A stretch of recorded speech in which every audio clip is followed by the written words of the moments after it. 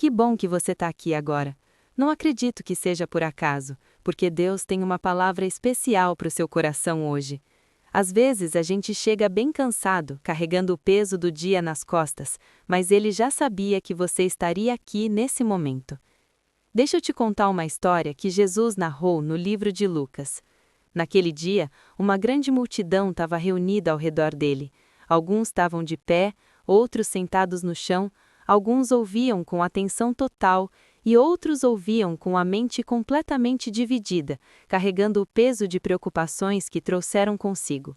Preocupações com dinheiro, com a família, com o futuro incerto, com o que ainda não tinha solução e com o que parecia não ter nenhuma saída visível. Foi exatamente nesse momento que um homem interrompeu Jesus bem no meio do ensinamento e disse: Mestre, diga ao meu irmão para dividir a herança comigo. Era um problema muito real, uma questão familiar e financeira, algo com que muitos de nós nos identificamos profundamente. O homem não estava pedindo oração, não estava buscando sabedoria divina, ele queria garantia, queria justiça, queria ter certeza absoluta de que receberia o que era seu por direito. Mas Jesus não entrou na discussão, não resolveu a disputa. Em vez disso, contou uma história que atravessa gerações e ainda fala direto com a nossa vida hoje. Se você já se sentiu assim, carregando um peso que parecia sem solução, escreve "Eu já estive aí" nos comentários. Jesus contou que havia um homem rico cujas terras produziram uma colheita extremamente abundante naquele ano. Ele olhou para tudo que havia acumulado e começou a pensar consigo mesmo: o que faço com tudo isso? Não tenho onde guardar. Então tomou uma decisão: derrubaria seus velhos celeiros e construiria outros ainda maiores. E depois disso, diria a si mesmo: você tem grãos guardados para muitos anos. Descanse, coma, beba e aproveite bem a sua vida. Por fora, esse homem parecia completamente sucedido. Parecia preparado, organizado e muito seguro. Era o tipo de pessoa que os outros admiravam e desejavam ser. Parecia ter chegado exatamente ao ponto onde a preocupação não poderia mais tocá-lo nunca. Tinha planejado tudo com muito cuidado, tinha calculado cada detalhe com precisão, tinha construído uma muralha sólida de bens ao redor de si mesmo, achando que isso seria mais do que suficiente para finalmente se sentir em paz. Mas Deus disse a ele: seu tolo, esta noite mesma sua vida será exigida de você, e então tudo o que você acumulou e preparou com tanto esforço e dedicação, para quem ficará afinal? Jesus encerrou a história com uma frase que corta fundo: assim será com todo aquele que acumula coisas para si mesmo, mas não é rico diante de Deus. A questão não era ter ou não ter, era onde estava o coração daquele homem. Se isso tocou seu coração, escreve Glória a Deus aqui embaixo. Depois de contar essa história, Jesus virou o olhar diretamente para os seus discípulos. Ele sabia exatamente o que estava passando na cabeça deles. Sabia que eles estavam pensando o mesmo que você e eu pensamos ao ouvir isso. Jesus, tudo bem falar assim, mas a vida ainda é muito real. Ainda tenho contas para pagar, ainda tenho minha família para sustentar, ainda tenho um futuro muito incerto e cheio de perguntas pela frente. E foi exatamente aí que Jesus começou a falar diretamente com eles. Lucas 12:22 registra assim: por isso eu vos digo, não se preocupem com a vida, nem com o que vão comer, nem com o seu corpo, nem com o que irão vestir. Isso parece quase impossível de obedecer, não parece? Porque a preocupação não chega pedindo licença, ela não avisa que vem chegando.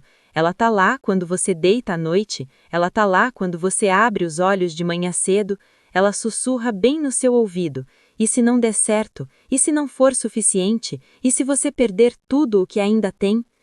A preocupação não é apenas pensar num problema, ela é o problema tomando conta completa do seu pensamento. Ela começa como algo normal, como um alerta natural, mas vai longe demais e começa a controlar tudo em você. E mesmo assim, Jesus diz com firmeza: não se preocupem, não porque a vida é fácil, mas porque a preocupação não resolve nada, não muda absolutamente nada. Se você já sentiu esse peso da preocupação tomando conta, comenta aqui: Senhor, eu confio em Ti, e saiba que você não está sozinho. Então Jesus faz algo verdadeiramente lindo. Ele aponta para o céu e diz: olhai para os corvos, eles não plantam, não colhem, não têm celeiro nem depósito para guardar nada, e mesmo assim, Deus os alimenta todo santo dia. E quanto mais valioso você é do que esses pássaros que vivem assim? Repara que Jesus não escolheu qualquer pássaro para usar como exemplo. Ele escolheu os corvos, aves consideradas impuras na cultura daquela época, pássaros que ninguém admirava nem valorizava.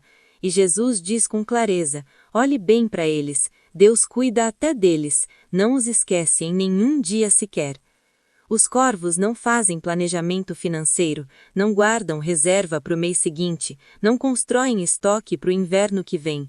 Mas toda manhã encontram o que precisam, porque Deus já embutiu provisão dentro da própria criação. Sempre tem algo em algum lugar para eles. O corvo entende isso de um jeito profundo, que nós ainda estamos aprendendo a acreditar de verdade na fé.